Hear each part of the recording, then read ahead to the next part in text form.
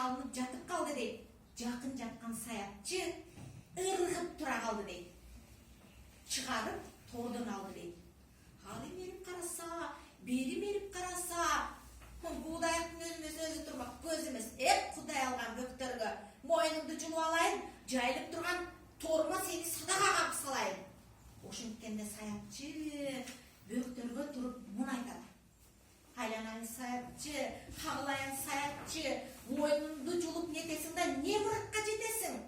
Сені сұрағаның емде, сенің тілегенің емде, сені саптағаның емде? Анда төліп мұны айтады.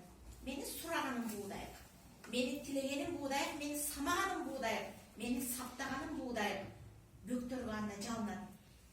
Екеуміз дос бололық. Екеуміз дос бололық, қоя бердің сен мені.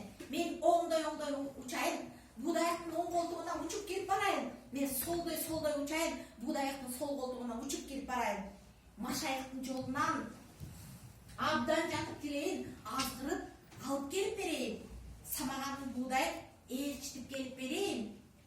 Саятчы тұрып ойланып, бұл сөзді мақұл көрді шол. Барған жануарым деп бошатып қоя берді шол. Зыпылдан ұчып бөктерге буғдайға барды шол. Барып айтып қалды шол. Айланайын төрі құш, қағыл айын төрі құш, мен көргенді көрдің бі, мен туйғанды туйдың бі. Еркін тоғының ар жағы телегейі тегіс тоғының бер жағы айғын елес ачық айған алақандай көк тайпан. Мұнда сарала мойын сағызған, сандап бір жатқан көгічкөн. Ұчып барсақчы, бірден алсақчы, чала тойып болсақчы, анан қайта шығып келсекчі. Құш төресі буғдайық, бұл ішті мақұл көрді шол. Бара келді ері бұл деп, қалданда ұшып қалды шол.